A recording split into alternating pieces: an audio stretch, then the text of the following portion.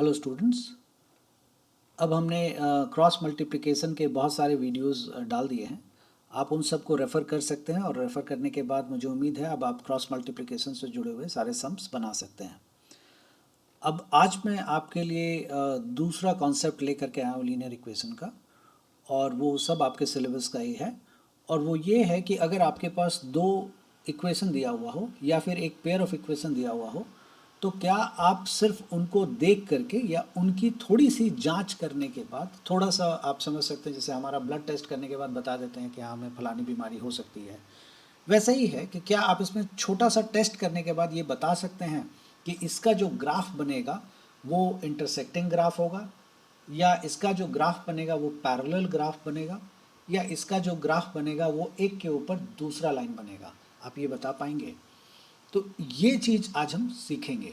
मैं रिपीट कर रहा हूँ, जब मैंने ग्राफ बोला तो दरअसल में जितने भी सॉल्यूशंस आपने अभी तक सॉल्यूशंस के बारे में बात किया है, सब कहीं ना कहीं जाके ग्राफिकल मोड ऑफ सॉल्यूशन को ही दिखाता है, या सब एक दूसरे को ही दिखा रहा होता है।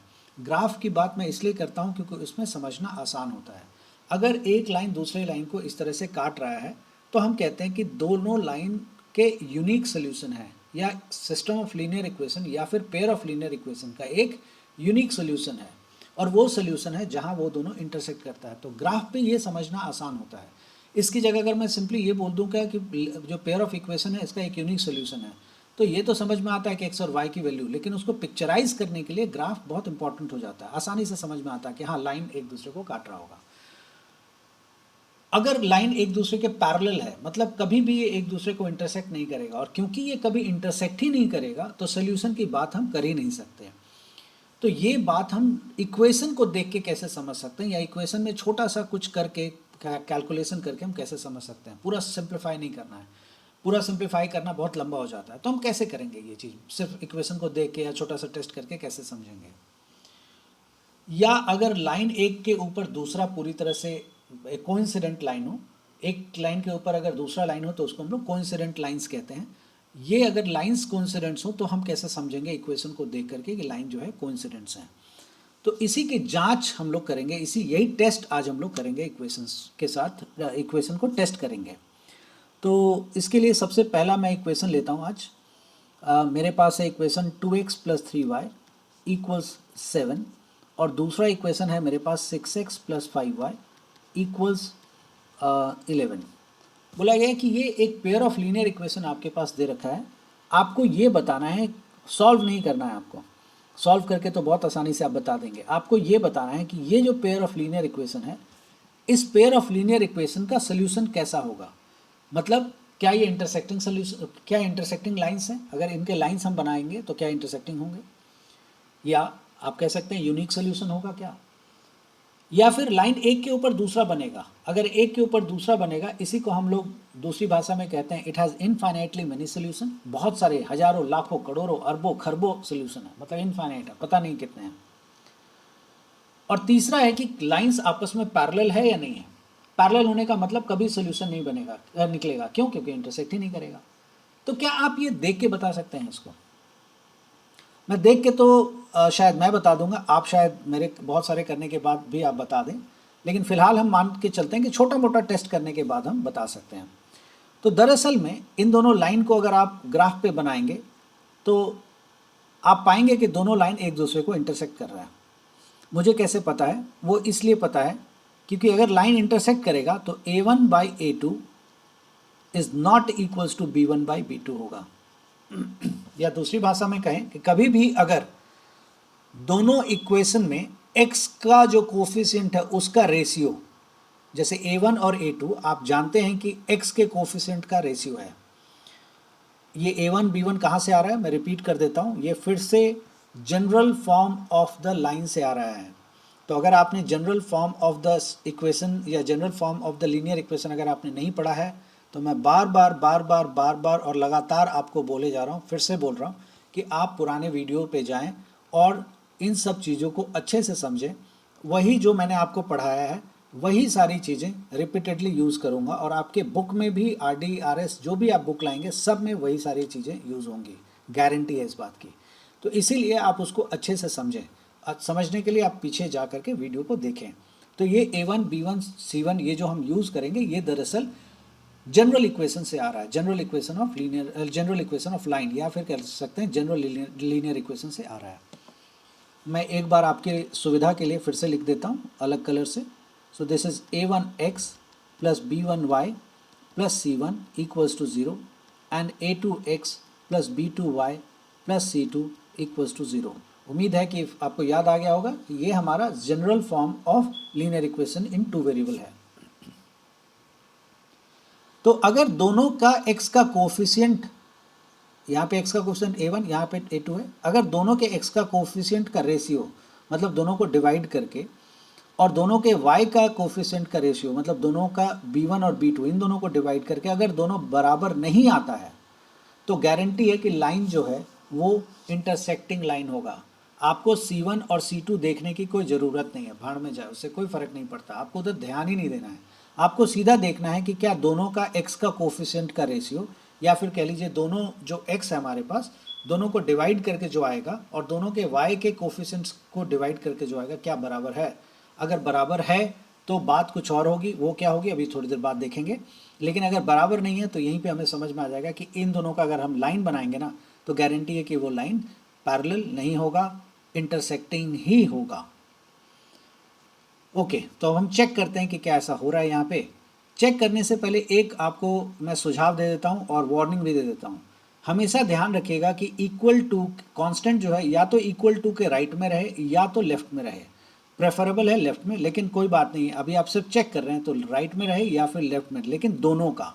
ऐसा ना हो कि एक का यहाँ पे राइट में है और दूसरे का, मैं जो कहना चाह रहा हूँ वो आपको बता देता हूँ कि ऐसा ना हो कि एक तो राइट में है और दूसरा वाला यहाँ पे -11 इक्वल्स टू 0 है। और अब आप चेक कर रहे हैं A1 2, A2 6, चेक कर रहे हैं यहाँ पे B1 3, B2 5 और C1 आप चेक कर रहे हैं C1 7 और C2 -10। ये ब्लंडर नहीं करना है आपको, ये मैं आपको रेड कलर से मार्क कर दे रहा हूँ, ये ब्लंडर है, blunder, this is blunder, blunder, ये नहीं करना है।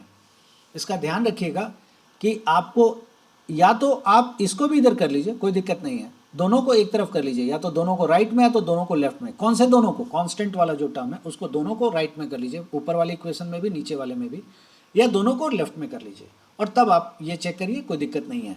लेकिन अगर आप एक को लेफ्ट में रहने देंगे एक को राइट में, फिर गड़बड़ है। और आप नहीं, बुक में अगर ऐसा लिखा हुआ और आप सोचेगा ये तो बुक में लिखा है मैंने तो कुछ किया नहीं है, तो भी आप नहीं कर सकते। उस केस में ये अगर यहाँ कांस्टेंट है, अगर 0 है तब तो कोई दिक्कत नहीं है, अगर कांस्टेंट है तो आपको इसको उधर लेकर के जाना पड़ेगा या इस -11 को आपको इधर लेके आना पड़ेगा, तभी आप चेक करेंगे। तो फिलहाल आप देख सकते हैं 2/6 इज 1/3, 1/3, मैं कलर दोबारा चेंज कर लेता हूँ ब्लू। 1/3 जो है वो 3/5 के बराबर नहीं है, तो क्योंकि नहीं है तो इस 7/10 का क्या रोल है, ये तो बस मैंने ये बात समझाने के लिए, दूसरी वाली बात समझाने के लिए लिखी थी, तो आपको आगे देखने की कोई ज़रूरत नहीं है। और विश्वास करिए कि इन दोनों का जब आप लाइन बनाएंगे तो गारंटी कि वो लाइन एक दूसरे को इंटरसेक्ट कर रहा होगा, इंटरसेक्ट कर रहा होगा। तो इसी को हम लोग कहते हैं it has in unique solution. तो अगर कभी भी ये कंडीशन सेटिस्फाई हो जाता है कि A1/A2 is not equal to B1/B2, तो हम कहेंगे द सिस्टम ऑफ इक्वेशन, ये थोड़ा सा ज़्यादा फॉर्मल तरीका है लिखने का, या आप कह सकते हैं द पेयर ऑफ इक्वेशन, आप कह सकते हैं pair of equation, pair of linear equation has unique solution, unique solution. कब? जब ये बात लागू होगी, ध्यान रखिएगा कि जब A1/A2 is not equal to B1/B2 है तो पेयर ऑफ लीनियर इक्वेशन जो है उसका यूनिक सोल्यूशन होगा। ओके, अब आते हैं हम लोग नेक्स्ट क्वेश्चन पे, क्वेश्चन नंबर 2 देखते हैं हम लोग। यहाँ पे -3x + 4y = 15 और दूसरा है हमारे पास ओनली 9/2x -6y + 15/2 = 0। अब आपको बोला गया है कि आपको चेक करना है कि ये क्या है, मतलब यूनिक सोल्यूशन है या नहीं है। तो यूनिक का कंडीशन तो मैंने आपको बता दिया, अब मैं आपको मेनी सोल्यूशन के लिए भी लिख देता हूँ, यहाँ लिख दे रहा हूँ for infinitely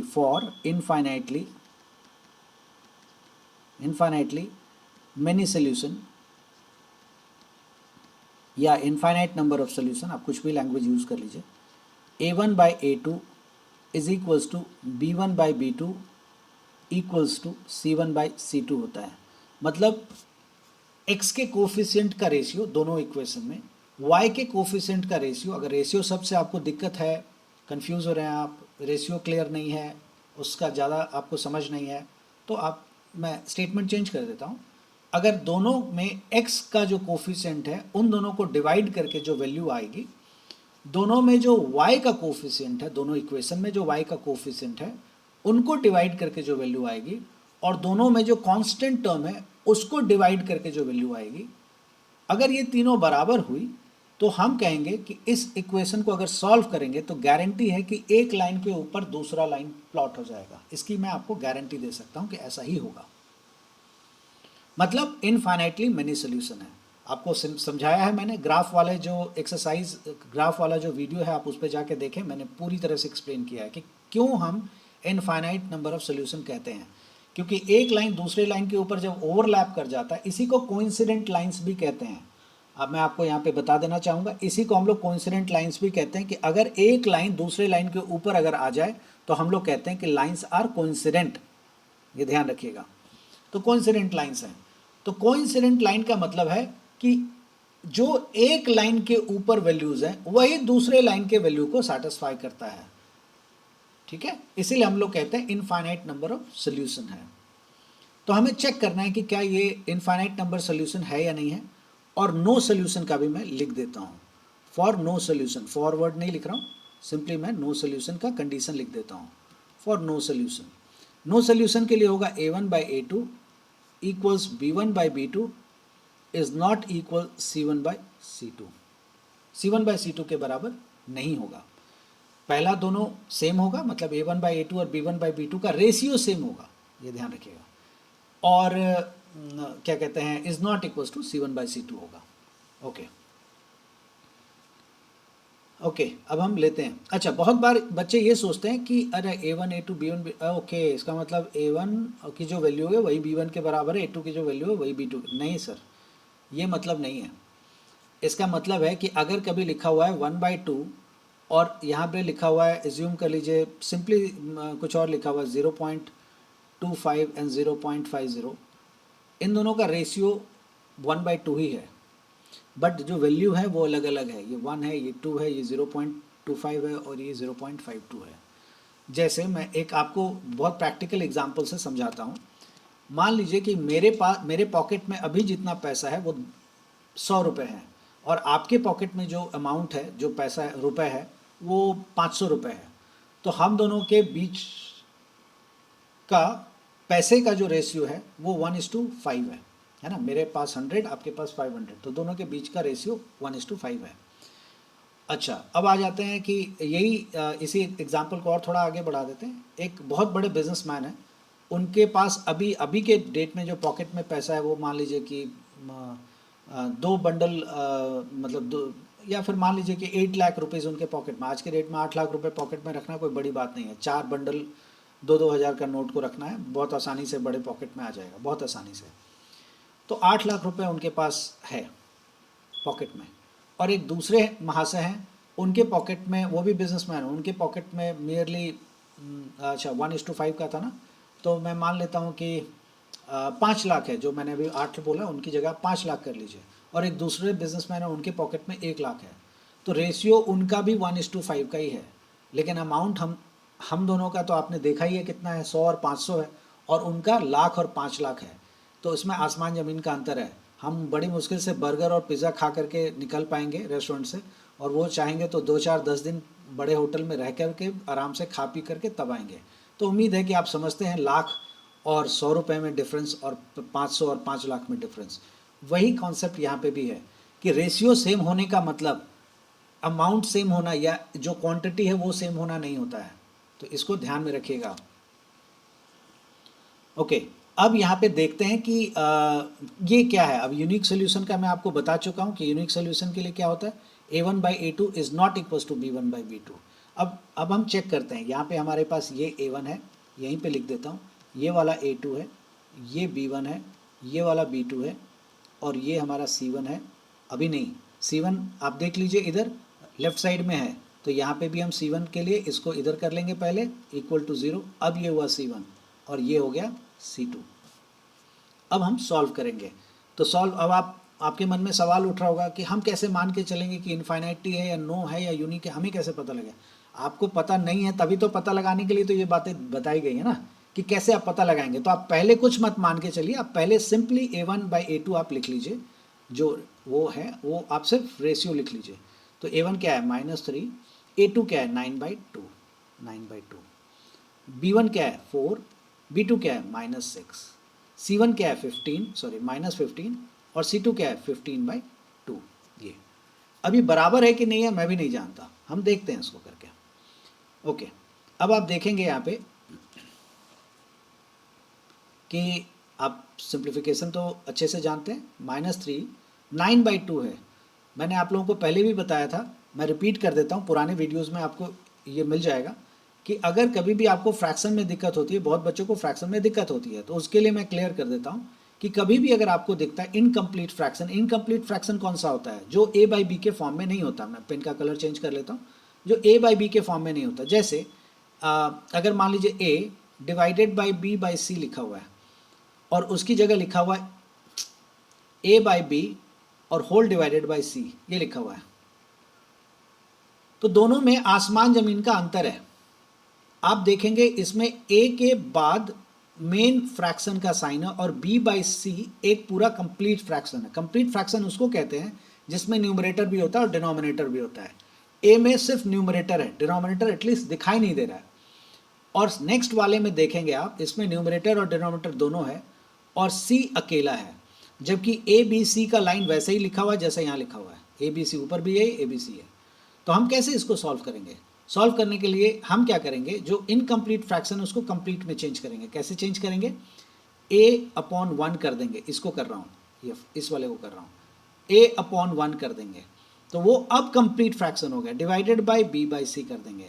अब कैसे लिखेंगे? A/1 मल्टीप्लाइड बाई ये जो B/C है ऊपर जाके रेसिप्रोकल हो जाएगा, C/B हो जाएगा। तो आप देख सकते हैं AC/B है, सॉरी AC/B हो गया। और यही अगर मैं सेकेंड वाले को करूं, इस वाले को सॉल्व करूं, मैं यहाँ पे ऐसा लाइन लगा देता हूं ताकि आप समझ सकें किसको कर रहा हूं। सेकेंड वाले को करूं तो A/B ये ऑलरेडी कंप्लीट फ्रैक्शन है, मतलब न्यूमरेटर बाय डिनोमिनेटर के फॉर्म में है। C कंप्लीट नहीं है तो हम C को कंप्लीट करेंगे। कैसे करेंगे? C/1 लिख करके। और अब हम सॉल्व करेंगे A/B into 1/C। So this is equals to A/BC, so minus times of A/BC। ये तो दोनों अलग अलग चीज़ें आप देख सकते हैं, AC/B है, यहाँ A/BC है। इसी तरह से हम यहाँ समझेंगे कौन सा इनकम्प्लीट फ्रैक्शन है। तो इनकम्प्लीट फ्रैक्शन आप देखेंगे, मैं हट जा रहा हूँ ताकि जिसको उधर देखना हो देख सकता है। -3/1 कुछ भी नहीं है तो 1 तो है ही, मैं पेन का कलर वही रखता हूँ, -3/1 डिवाइडेड बाई 9/2। अब ये कंप्लीट फ्रैक्शन हो गया, इक्वल्स टू 4/-6। ये तो पहले से ही ठीक है, इसमें तो कोई दिक्कत ही नहीं है। 4/-6 काट लेते हैं इसको, सो 2/-3 कर लेते हैं। और 15 यही काम यहाँ पे भी करेंगे, तो -15/1 डिवाइडेड बाई 15/2। ये मैं एक दो क्वेश्चन में तो दिखाऊंगा, फिर बाद में अब इस तरह से नहीं करूँगा, डायरेक्टली किया करूँगा। अब देखते हैं, अभी बीच में कोई साइन नहीं लगाया अब, क्योंकि मुझे पता ही नहीं है इक्वल है या नहीं है, मैं कैसे साइन लगा दूँ। तो इसीलिए मैं क्या करूँगा, अब इसको सॉल्व करूँगा। -3/1 इंटू 2/9 एंड दिस इज -2/3। आपको पता है डिनोमिनेटर में हम नेगेटिव साइन अवॉइड करते हैं, न्यूमरेटर में रख लेते हैं, तो इसलिए मैंने इसको न्यूमरेटर में साइन लेकर के चला गया। सो दिस इज -15/1 मल्टीप्लाइड बाई 2/15। अब आप सॉल्व करें, 15 से 15 कैंसिल, ये देखिए 3 से 9 कैंसिल, तो 3 बच गया। अब आप देखेंगे -2/3 एंड -2/3 और यहाँ पे है -2 ओनली, तो ये दोनों तो आपस में बराबर है। क्या ये बराबर, ये दोनों इससे बराबर है? ऑफ कोर्स नहीं है। -2/3 इज नॉट इक्वल्स टू -2/1। देखा आपने कैसे सॉल्व किया मैंने? तो अब इससे पता लग जाएगा कि ये दोनों तो इक्वल है और तीसरे वाले से इक्वल नहीं है। इसका मतलब क्या हुआ कि ये जो इक्वेशन था, पेयर ऑफ इक्वेशन था, इसमें कोई सोल्यूशन नहीं निकलेगा। मतलब अगर इसको हम ड्रॉ करें ग्राफ पे तो हम pair of lines he draw होगा। ठीक है, तो इस तरह के जो इक्वेशंस हैं, आप पहले वैल्यूज मतलब आप कैलकुलेट कर लें, यूनिक है, मैनी है, नो है, उसके बाद ग्राफ भी ड्रॉ करके देखें कि सच में ऐसा हो रहा है क्या। तो आपकी ग्राफ की भी प्रैक्टिस हो जाएगी और आपको ज़्यादा कॉन्फिडेंस रहेगा कि हाँ ये तो होता ही है, ये तो हम जानते हैं कैसा होता है। तो ये सिर्फ किताबी बातें नहीं रह जाएंगी, सच में भी आपको आ रहा होगा वो चीज़। अब मैं नेक्स्ट प्रॉब्लम पे मूव करता हूँ। बोला गया है, अब आगे बढ़ते हैं हम लोग। अभी तक क्या था, हमारे पास इक्वेशन पूरी तरह से दे रखा था, एक इक्वेशन में पूरा वैल्यूज दे रखा था, मतलब x का कोफिशिएंट, y का और कांस्टेंट सारा कुछ दे रखा था। पूछा गया था यूनिक है या मैनी है, आप बताइए। अभी क्या किया इसने, अब जो मैं बनाने वाला हूँ उसमें यूनिक है या मैनी है ये दे दिया है, और एक जो कांस्टेंट था उसकी वैल्यू हटा दी है। मतलब मैं एग्जांपल दे रहा हूँ आपको। तो बोला गया है कि x माइनस के y equals 2 and 3x plus 2y equals -5। बोला ये पेयर ऑफ इक्वेशन है, आपको k की वैल्यू बतानी है। k की वैल्यू तो बताएंगे तो सही, लेकिन हम क्या मान के चलें, k की वैल्यू तो तभी निकलेगी ना जब हम मान के चलेंगे भाई ये यूनिक सोल्यूशन है, ये नो सोल्यूशन है, या फिर ये इनफाइनाइटली मेनी सोल्यूशन है, तब तो हम k की वैल्यू बताएंगे। लेकिन हमें ये पता ही नहीं है कि नो है कि मैनी है कि, तो हम k की वैल्यू क्या रख के सॉल्व करें, मतलब 1/k कैसे सॉल्व कैसे करेंगे हम। तो इसीलिए ये दिया हुआ है इसमें। तो बोला है यूनिक सोल्यूशन, ये हम जानते हैं। मतलब इस सिस्टम ऑफ इक्वेशन का जब ग्राफ बनाया जाएगा तो यूनिक सोल्यूशन आएगा, आपको k की वैल्यू बतानी है क्या होगी। तो हम सॉल्व करते हैं, k की वैल्यू क्या होगी देखते हैं। तो ये तो आप लिखेंगे for unique solution a1 by a2, sorry, a1 by a2 is not equals to b1 by b2। बराबर नहीं होना चाहिए ये। ओके, तो इक्वल नहीं होना चाहिए। तो देखते हैं a1 क्या है हमारे पास। a1 आप जानते हैं ना, x का कोफिशिएंट, पहले वाले इक्वेशन में जो x का कोफिशिएंट होता है वही a1 होता है, तो a1 हमारे पास 1 है। a2 क्या है दूसरे वाले में जो है वो 3, और b1 क्या है हमारे पास, b1 है -k, और b2 क्या है 2। ये दोनों आपस में इक्वल नहीं होना चाहिए। ठीक है, तो सॉल्व करते हैं हम लोग। क्रॉस मल्टीप्लाई बेसिक, आप इसको इक्वल टू समझ के सॉल्व कीजिए, घबराइए नहीं, एक ही चीज़ है। 2 1 जा 2 -3k, और बीच में नॉट इक्वल्स टू का साइन है, तो k की वैल्यू -3/2 नहीं होनी चाहिए, सॉरी, नॉट इक्वल टू -3/2, क्योंकि नॉट इक्वल टू ऊपर से ही है तो वही मैंने मेंटेन रखा है। तो आपको बोला गया कि जी आप k की जगह ना -3/2 मत रखिए। तो इसका क्या मतलब है, इसका मतलब है कि -3/2 नहीं रखेंगे, और इसके अलावा जो चाहे आप रख लीजिए, जो चाहे, आपकी श्रद्धा है, आप जो चाहे रख लीजिए, यूनिक सोल्यूशन आ जाएगा। तो मैं उल्टा करता हूँ, जो उसने मना किया है ना मैं वही रखता हूँ, देखते हैं कि क्या होता है। उसने मना किया है मुझे -3/2 रखने के लिए, मैं -3/2 ही रखूँगा। मैं बदमाश स्टूडेंट बन के देखता हूँ, मतलब जिद्दी, कि भाई क्यों मना किया उसने, लेट्स चेक। तो a1 हमारे पास 1 है, अरे a1 हमारे पास 1 है /3, एंड k की जगह k की जगह मैं -3/2 ही रख रहा हूँ, जानबूझ के रख रहा हूँ, -3/2 कायदे से हमें यूनिक सोल्यूशन के लिए दोनों बराबर नहीं आना चाहिए, यही है ना, नहीं आना चाहिए। तो उसने मना भी किया मुझे, उसने मुझे मना किया कि देखो ऐसा है, k की जगह -3/2 मत रखना तुम।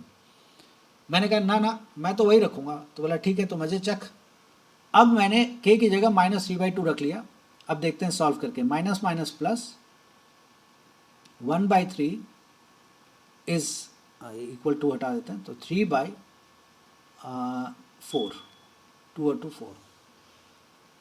उसने मना किया और मैंने वही वाली, oh sorry sorry sorry sorry, मेरी गलती है, k should be equals to -2/3 होगा, -2/3 है, -3/2 नहीं है, -2/3। तो उस -2/3 कायदे से मुझे यहाँ नहीं रखना चाहिए था। तो क्योंकि उसने मुझे -2/3 मना किया है, और मैं -2/3 ही रखूँगा। अब देखते हैं क्या आता है, माइनस माइनस प्लस 2/6, 1/3, तो दोनों बराबर आ गया। आपको उस बाबा ने समझाया था, उस टीचर ने समझाया था कि भाई देखो ऐसा है, k की जगह -2/3 नहीं रखना। आप जिद पे अड़ गए कि नहीं मैं तो वही रखूंगा या वही रखूंगी, आपने रख दिया -2/3, और जैसे ही रखा तो आप पाते हैं कि यार तो दोनों बराबर आ गया, a1/a2 = b1/b2 आ गया। कायदे से नहीं आना चाहिए था। क्यों नहीं आना चाहिए था? क्योंकि उसने तो बोला यूनिक सोल्यूशन है, तो यूनिक सोल्यूशन है तो a1/a2 is not equals to b1/b2 होना चाहिए, लेकिन ये इक्वल आ गया। क्यों आ गया पता है? आपकी जिद की वजह से। क्योंकि आपने जिद की कि मुझे के, उसने मना किया है, देखो बुक आपको साफ साफ इंडिकेट कर रहा है कि भाई k की जगह -2/3 नहीं रखना, लेकिन आपने बोला नहीं नहीं मैं तो रखूंगा, तो आपका जिद था ये। आपने जैसे ही रखा तो जो बेचारा यूनिक सोल्यूशन था अभी तक, वो अब यूनिक सोल्यूशन से हट गया। अब क्या सोल्यूशन है हम भी नहीं जानते, उसके लिए C1/C2 भी चेक करना पड़ेगा, लेकिन वो मेरा कंसर्न नहीं है। इतना तो तय है कि अब यूनिक नहीं है ये, या तो मैनी होगा या तो नो होगा, दो में से एक ही होगा, लेकिन ये मेरा कंसर्न नहीं है। मेरा कंसर्न था कि भाई ये k की वैल्यू जैसी मैंने ये रखी तो ये यूनिकनेस से हट गया। ठीक है, समझ गए आप? तो इसीलिए k की वैल्यू हमें -2/3 नहीं रखनी है। अगर आप चाहते हैं यूनिक सोल्यूशन बनाना तो k की वैल्यू जो मैंने जिद करके -2/3 रखी है वो नहीं रखनी है। तो अब आपके मन में सवाल आ रहा है भाई वो नहीं रखनी है तो रखनी क्या है, ये भी तो बताइए। मेरा जवाब है आपकी श्रद्धा है, आपको जो ठीक लगता है आप रख लीजिए। चलिए मैं रख के दिखा देता हूँ आपको। 5 रख लेते हैं, चलिए 5 रख लेते हैं। तो 5 रखेंगे तो देखिए क्या होगा, 1/3 है ना, 1/3 तो 1/3 है, 1/3 और सॉरी 1/3, और देखते हैं 5 k की जगह मैंने 5 रख लिया तो -5/2। क्या ये दोनों बराबर है? नहीं है। तो नहीं है, तो जब दोनों बराबर नहीं होगा तो क्या सोल्यूशन निकलेगा? यूनिक सोल्यूशन निकलेगा। क्वेश्चन ने भी यही कहा था ना आपको कि यूनिक निकलना चाहिए, तो यूनिक निकल गया। ओके, अब मैं क्या करता हूँ, k की जगह एक अपनी मर्जी से 0 पुट कर देता हूँ कि भाई 0 रख के देखते हैं। भाई -2/3 नहीं होना चाहिए, कुछ और तो हो ही सकता है, तो 0 रखते हैं, देखते हैं 0 रख के क्या होगा। 1/3 और k की जगह यहाँ पे 0 रख ले तो -0 तो 0 ही होता है, 0/2 भी 0 होता है। देखिए दोनों आपस में बराबर नहीं है ना, और यही हमें चाहिए भी था कि बराबर नहीं होना चाहिए। क्यों बराबर नहीं होना चाहिए? क्योंकि बुक ने बोला था कि इसका यूनिक सोल्यूशन हमें निकालना है। ठीक है, उम्मीद है कि ये बात आपको समझ में आ गया होगा कि मैं क्या कहना चाह रहा हूँ और कैसे ये लिंक हो रहा है। तो इसका आंसर क्या होगा? इसका आंसर होगा k belongs to any real number. कोई भी रियल नंबर आप ले सकते हैं, जो आपको श्रद्धा हो, जो आपकी इच्छा हो, आप कुछ भी ले लीजिए, लेकिन कौन सा नहीं लेंगे आप? सिवाय, तो सिवाय को हम माइनस लिख के दिखाते हैं, -2/3। चलिए ये ज़्यादा कॉम्प्लिकेटेड हो गया होगा, मैं दूसरी भाषा में लिख देता हूँ कि आप लिखेंगे k should not be equals to -2/3। और आपको समझ के भी रखना है, आपसे ये भी पूछा जा सकता है इसमें कि कौन सी दो वैल्यूज़ लें जिससे कि ये यूनिक सोल्यूशन देगा। तो आपने ये निकाल लिया कि k की वैल्यू -2/3 के बराबर नहीं होगी। अब k की वैल्यू अगर -2/3 के बराबर नहीं है तो इसका मतलब जो बचा हुआ वैल्यूज़ है, किसी के भी कोई भी वैल्यू रख देंगे तो काम हमारा हो जाएगा। तो इससे ये बात बहुत ही क्लियर हो जाता है। तो इस वीडियो में इतना ही। नेक्स्ट वीडियो में मैं इससे ज़्यादा नंबर ऑफ प्रॉब्लम सॉल्व करूँगा, क्योंकि इसको एक्सप्लेन करने में काफ़ी टाइम लग गया। उम्मीद लगाता हूँ अगर ये आप देख करके रखेंगे तो नेक्स्ट वीडियो में मुझे इतना एक्सप्लेनेशन की ज़रूरत नहीं है, मैं कम एक्सप्लेनेशन में भी तो ज़्यादा नंबर ऑफ क्वेश्चन सॉल्व करके दिखा पाऊँगा। आज के लिए इतना ही, बाय बाय।